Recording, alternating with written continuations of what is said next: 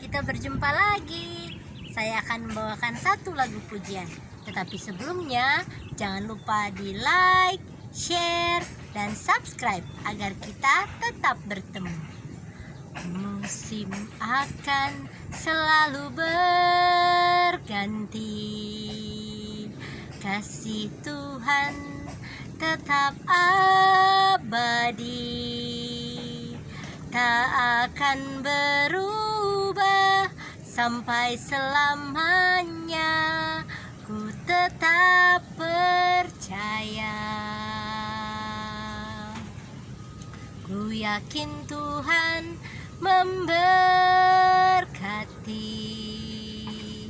Ku yakin Tuhan melindungi.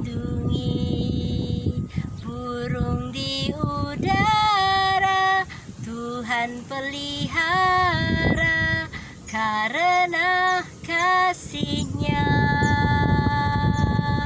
Tuhan selalu menolongku, selalu menjagaku.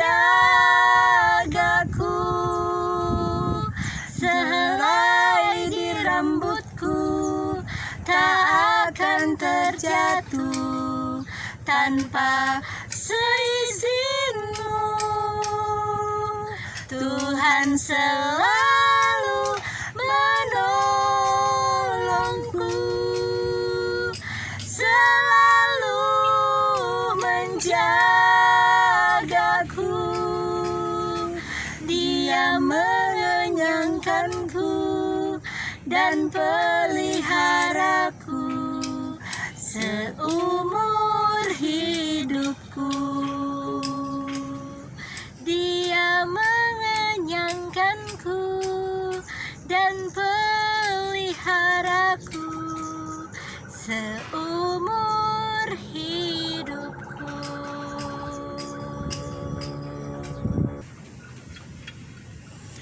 Saudaraku, dimanapun saja Anda berada, kita berjumpa lagi pada hari ini untuk mendengarkan firman Allah. Nah, firman Allah yang kita akan dengarkan nanti masih terdapat di kitab Keluaran. Nah, saat ini cerita kita sudah berada di kitab Keluaran pasal 28. Nah, di pertemuan kita yang lalu, yaitu tepatnya di kitab Keluaran pasal 27, telah diceritakan mengenai mezbah korban bakaran, dan kemudian juga mengenai pelataran, dan kemudian yang ketiga mengenai minyak untuk lampu. Nah, saudaraku, semua alat-alat daripada bait suci ini itu dibuat daripada emas dan juga daripada kayu penaga dan juga dari tembaga. Nah, saudaraku, kita akan meneruskan cerita kita di pasal 28 ini mengenai pakaian imam.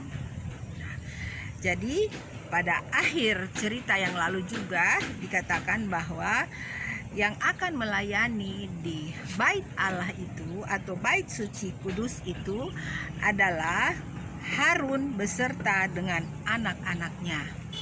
Nah, pada saat ini kita akan mulai mendengarkan akan ceritanya. Nah, judul daripada pasal 28 ini, judulnya adalah mengenai pakaian imam.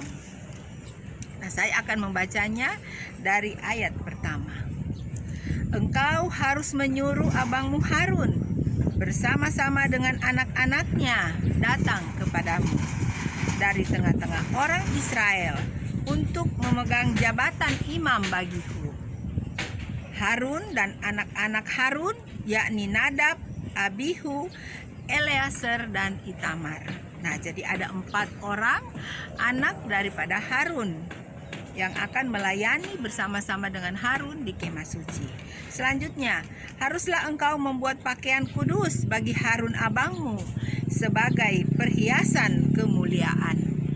Nah, jadi Harun dan anak-anaknya juga pada saat mereka melayani nanti, mereka suatu pakaian yang istimewa yang tentunya ditunjuk oleh Tuhan Allah. Nah, kita akan lanjutkan di ayat 3. Haruslah engkau mengatakan kepada semua orang yang ahli yang telah kupenuhi dengan roh keahlian, membuat pakaian Harun untuk menguduskan dia, supaya dipegangnya jabatan imam bagiku. Inilah pakaian yang harus dibuat mereka: tutup dada, baju efod, gamis kemeja yang ada raginya, serban, dan ikat pinggang.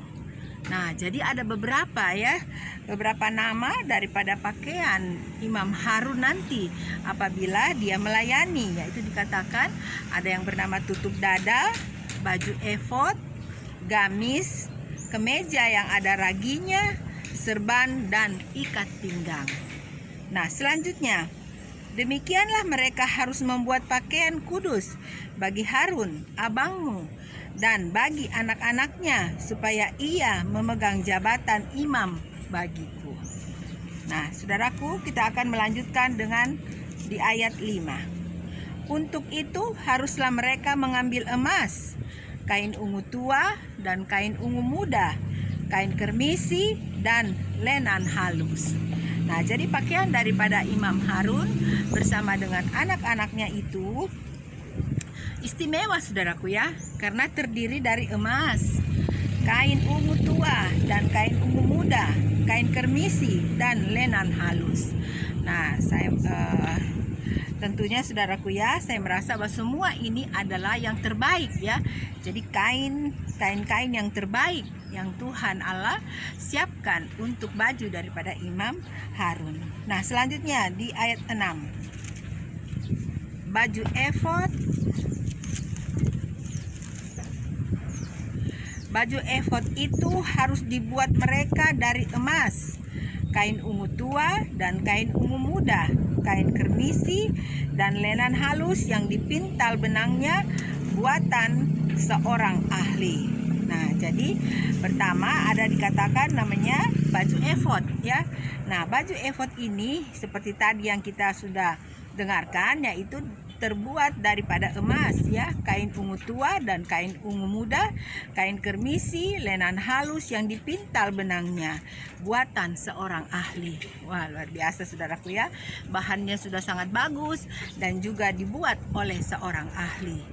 Jadi hasilnya pasti sangat menyenangkan ya, sangat indah. Nah, ayat 7. Haruslah ada pada baju efod itu 2 tutup bahu yang disambung kepadanya, pada kedua ujungnya lah harus baju efod itu disambung.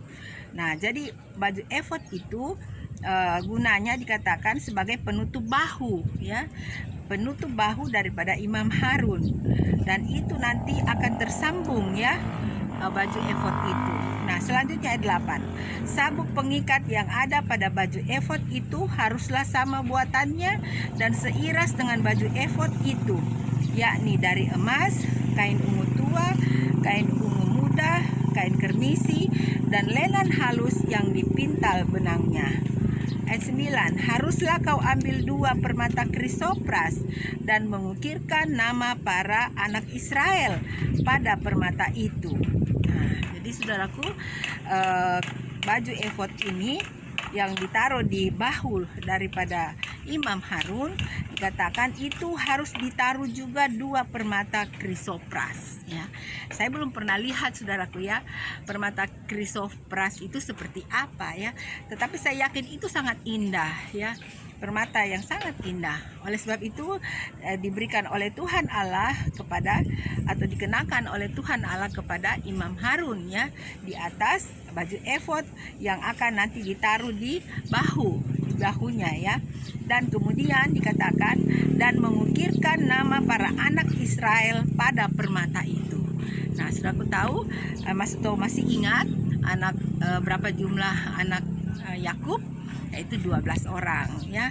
Nah, anak-anak Yakub saya akan mengingatkan sedikit di sini namanya, yaitu pertama Ruben, Simon, Lewi, Isakar, Sebulon, Yusuf, Benyamin, dan Naftali, Gad, Asyer, dan yang anak yang ke-13 itu adalah Dina perempuan, tetapi tidak dihitung ya Dina. Yang dihitung hanya 12 kakak-kakak daripada Dina. Nah, nama-nama mereka itulah yang diukir di atas permata krisopras tadi yang kita sudah dengarkan. Dan kemudian selanjutnya ayat 10. 6 dari nama mereka itu pada permata yang pertama, dan ke-6 nama lagi pada permata yang kedua, menurut urutan kelahirannya. Nah, jadi di atas permata krisopras itu dikatakan harus ada 2 ya permatanya sebelah-sebelah, yaitu sebelah kiri itu ditulislah nama daripada 6 ya, nama daripada anak Yakub, dan di sebelah kanannya lagi tentunya 6 nama daripada anak Yakub juga beserta dengan atau menurut dengan urutan kelahirannya. Jadi dari pertama ya kayak tadi saya bacakan, Ruben, Simon, Lewi dan seterusnya. Nah, kemudian ayat 11. Seperti buatan pengasah permata diukirkan seperti materai, demikianlah harus kau ukirkan pada kedua permata itu nama para anak Israel. Dililit dengan ikat emas harus kau buat permata itu. Nah, saudaraku, saya belum pernah lihat itu ukiran, dikatakan ukiran seperti materai ya. Nah, saya juga yakin itu pasti adalah ukiran yang terindah ya, sehingga dikatakan ukiran seperti materai. Nah, ayat 12. Kemudian haruslah kau taruh kedua permata itu pada kedua tutup bahu baju efod sebagai permata peringatan untuk mengingat orang Israel. Maka ke hadapan Tuhan haruslah Harun membawa nama mereka di atas kedua tutup bahunya menjadi tanda peringatan. Haruslah kau buat ikat emas dan 2 untai dari emas murni sebagai utas. Haruslah kau buat itu yang buatannya sebagai tali berjalin, dan haruslah kau pasang untai berjalin itu pada ikat itu. Kita teruskan di ayat 15. Haruslah engkau membuat tutup dada pernyataan keputusan. Nah, jadi ada baju efod yaitu untuk di bahu daripada Imam Harun, dan kemudian ada lagi yang dikatakan sebagai tutup dada. Nah, tutup dada ini sebagai pernyataan keputusan. Nah, kita lanjutkan. Buatan seorang ahli. Nah, ini juga dibuat oleh seorang ahli. Buatannya sama dengan baju efod. Demikianlah harus engkau membuatnya, yakni dari emas, kain ungu tua, kain ungu muda, kain kermisi, dan lenan halus yang dipintal benangnya. Haruslah engkau membuatnya. Haruslah 4 persegi lipat 2, sejengkal panjangnya dan sejengkal lebarnya. Jadi tutup dada ini ditaruh di dada daripada Imam Harun ya. Dan dikatakan itu pun terdiri dari sama ya dengan baju efod, yaitu dari emas dan kain ungu tua, kain ungu muda, kain kermisi, dan lenan halus yang dipintal benangnya oleh ahli. Nah, dikatakan bentuk daripada tutup dada ini adalah persegi ya, 4 persegi. Dikatanya dilipat 2. Dan kemudian panjang dan lebarnya sejengkal ya. Jadi sejengkal tangan lebarnya dan panjangnya. Dan ayat 17, haruslah kau tata itu dengan permata tatahan 4 jajar permata, permata yaspis, merah krisolit, malakit. Itulah jajar yang pertama. Nah, di dalam tutup dada itu yang berukuran segi 4 itu harus dikatakan diberikan juga permata ya. Jadi diatur permata di dalamnya. Nah, jadi atur pertama, ya permata pertama diatur itu dikatakan ada 3 ya, ada 3 permata. Yang pertama ya. Kemudian yang kedua, permata batu darah, lasurit, yaspit hijau. Ya, saudaraku, semua ini saya belum pernah lihat ya. Permata-permata yang dikatakan di kitab ini atau di cerita ini saya belum pernah lihat. tetapi pastilah permata yang terindah, ya saudaraku ya. Dikatakan dikatakan permata batu darah, lasurit, yaspis hijau, ya. Luar biasa tentunya. Kemudian jajar yang ketiga, ya, susunan yang ketiga dikatakan permata ambar, akik, kecubung, ya. Nah, saudaraku, saya sudah pernah dengar orang mengatakan permata akik dan kecubung ini, tapi saya belum pernah lihat, ya. Sekali lagi, pasti sangat indah, ya, karena yang saya dengar itu adalah batu permata akik dan kecubung itu harganya cukup mahal, ya, bahkan mungkin sangat mahal, ya. Nah, inilah dia permata-permata yang indah ini yang dipakai oleh Tuhan untuk baju daripada Imam Harun nanti. Nah, kemudian ayat 20, jajar yang keempat atau yang terakhir, ya, permata pirus, krisopras, dan nefrit. Dengan berikatkan emas, demikianlah permata-permata itu dalam tatahannya, sesuai dengan nama para anak Israel. Permata itu haruslah 12 banyaknya. Nah, jadi di dalam tutup dada daripada imam itu yang ada permatanya berjumlah 12. Nah, di atas setiap permata itu juga dituliskan nama daripada ke-12 anak daripada Yakub atau Bani Israel, ya. Jadi setiap permata satu nama. Jadi ada 12 permata berarti 12 nama. Dan pada tiap-tiap permata haruslah ada diukirkan seperti materai nama salah satu suku dari yang 12 itu.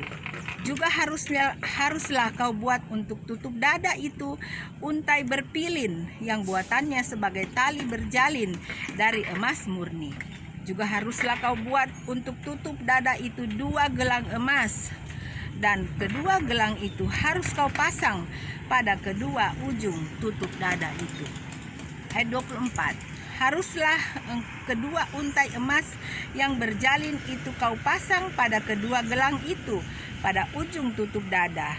Kedua ujung lain dari kedua untai berjalin itu haruslah kau pasang pada kedua ikat emas itu.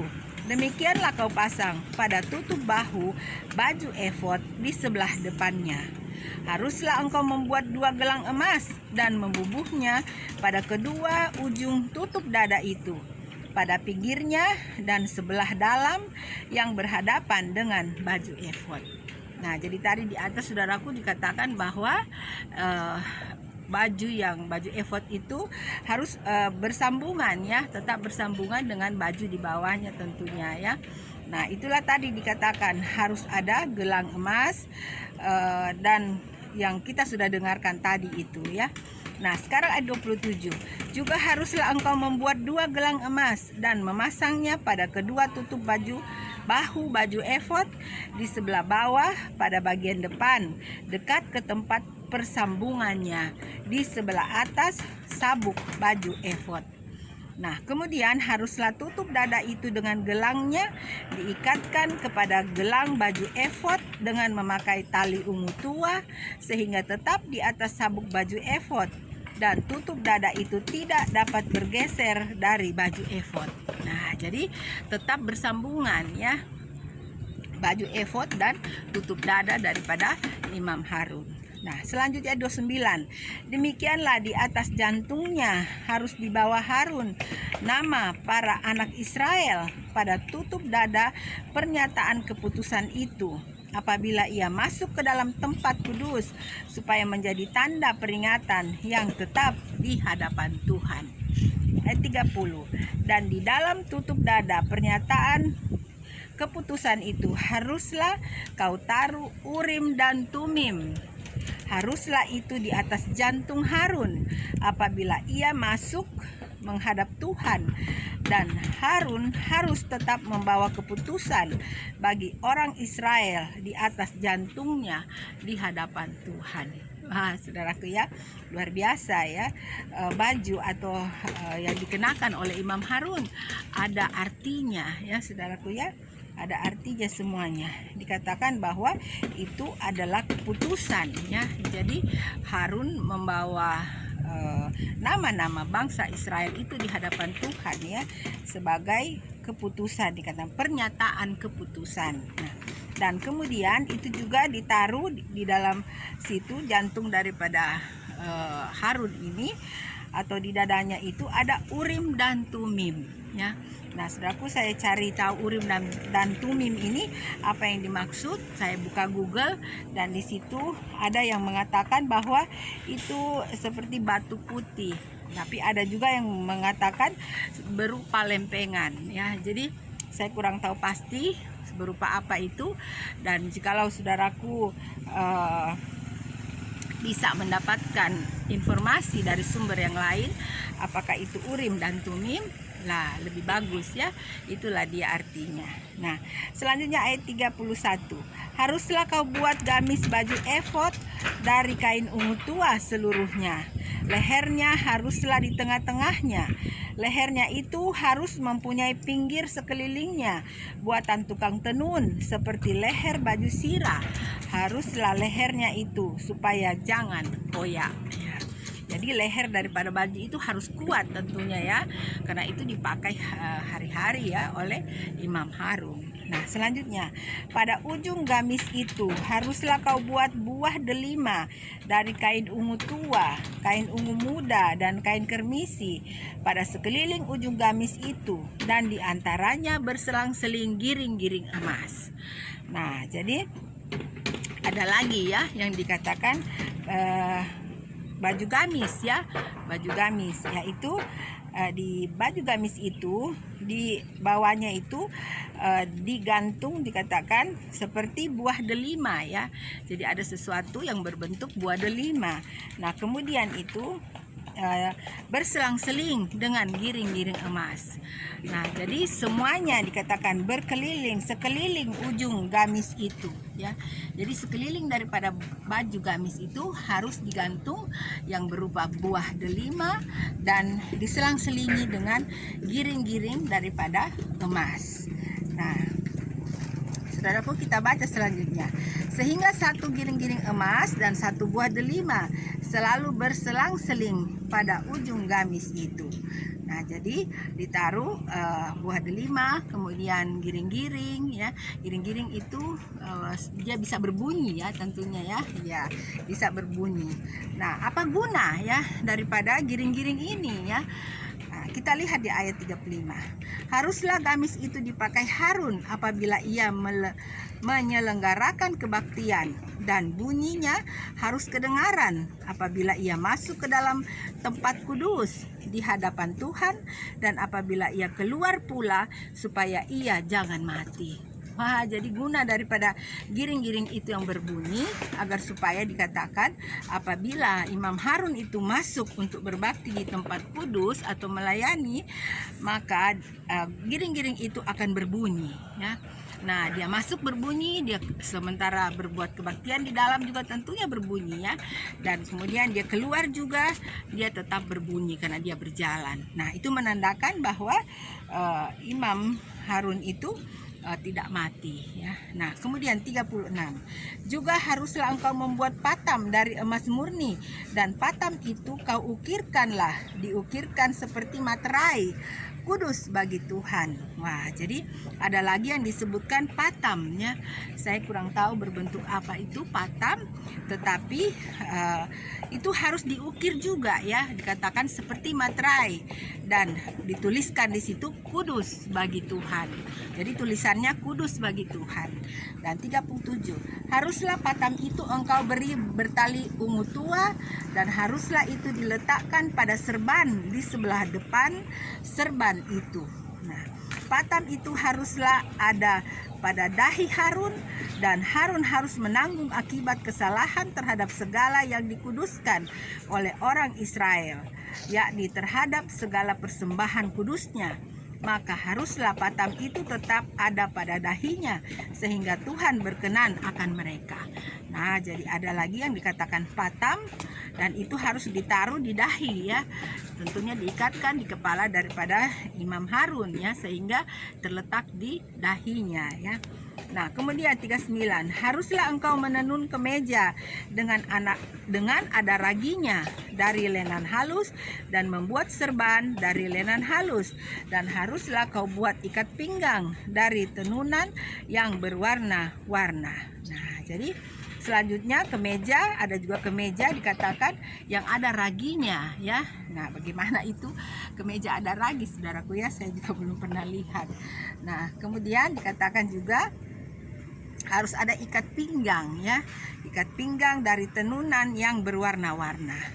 Juga bagi anak-anak Harun haruslah kau buat kemeja-kemeja, dan haruslah kau buat ikat-ikat pinggang bagi mereka, dan destar-destar haruslah kau buat bagi mereka untuk menjadi perhiasan kemuliaan. Nah, jadi anak-anak Harun juga atau Imam Harun ini harus juga memakai atau mengenakan pakaian yang khusus ya apabila mereka melayani di bait suci. Dikatakan mereka juga memakai kemeja-kemeja yang harus yang ada ikat pinggangnya ya, dikatakan, dan destar-destar ya. Saya tidak tahu tuh destar-destar seperti apa ya. Jadi itulah yang dikenakan oleh anak-anak daripada Imam Harun. Maka semuanya itu haruslah kau kenakan kepada abangmu Harun bersama-sama dengan anak-anaknya. Kemudian engkau harus mengurapi, mentabiskan dan menguduskan mereka sehingga mereka dapat memegang jabatan imam bagiku. Nah, jadi setelah sudah selesai baju yang untuk dikenakan kepada Imam Harun dan juga sudah selesai baju yang akan dikenakan kepada anak-anak Harun, maka dikatakan Musa mempunyai tugas ya, yaitu dikatakan Musa harus mengurapi ya, mengurapi mereka, mentabiskan dan menguduskan mereka sehingga mereka dapat memegang jabatan imam bagiku. Nah, ayat 42, buatlah celana-celana lenan bagi mereka untuk menutupi daging auratnya. Celana itu haruslah dari pinggang sampai paha panjangnya. Jadi seragamnya yaitu ada celana panjang juga ya anak-anak Harun ini. Tetapi dikatakan di sini hanya dari pinggang sampai paha ya. Jadi tidak terlalu panjang celananya. Nah, 43 sebagai ayat yang terakhir. Harun dan anak-anaknya haruslah memakainya apabila mereka, maaf saudaraku, ini karena angin jadi seperti inilah. Apabila mereka masuk ke dalam kemah pertemuan atau apabila mereka datang ke mezbah untuk menyelenggarakan kebaktian di tempat kudus, supaya mereka jangan membawa kesalahan kepada dirinya lalu mati. Nah, jadi kalau ini harus diperhatikan dengan baik ya, karena salah sedikit saja yang tidak sesuai dengan apa yang Tuhan Allah katakan, mereka katanya akan mati ya. Jadi memang benar-benar sangat kusuk ya atau kudus ya, apabila Imam Harun dan anak-anaknya ini akan melayani di dalam bait kudus, bait atau bait suci. Itulah suatu ketetapan untuk selama-lamanya baginya dan bagi keturunannya. Nah, saudaraku, dimanapun saja Anda berada, kita sudah bersama-sama mengikuti atau mendengarkan cerita daripada firman Allah ya. Nah, sekali lagi saya mau mengatakan di sini bahwa Tuhan Allah kita itu adalah Tuhan Allah yang kudus, Tuhan Allah yang berperaturan ya, mempunyai peraturan ya yang harus diikuti ya. Jadi Tuhan Allah kita adalah Tuhan Allah yang Maha Pengasih dan Penyayang. Nah, saya bersyukur sekali lagi saudaraku karena saya mempunyai Tuhan Allah yang seperti itu ya, yang sangat mengasihi akan umat-umatnya. Nah, saudaraku, saya juga berharap saudaraku sudah bisa mengikutinya dengan baik, dan seandainya saudaraku ingin untuk mengulanginya kembali dengan membacanya sendiri ataupun mendengarkan video ini, silahkan. Dan biarlah firman Allah yang kita dengarkan ini menambah lagi satu pengetahuan kita untuk bagaimana pada saat bangsa Israel terdahulu, bagaimana mereka apabila mereka akan berbakti ya atau akan masuk ke dalam kemah suci untuk menyucikan akan diri mereka. Nah, saudaraku, dimanapun saja Anda berada, terima kasih sudah bersama-sama dengan saya untuk mendengarkan cerita yang indah dari firman Allah. Sampai kita jumpa lagi. God bless you. Bye.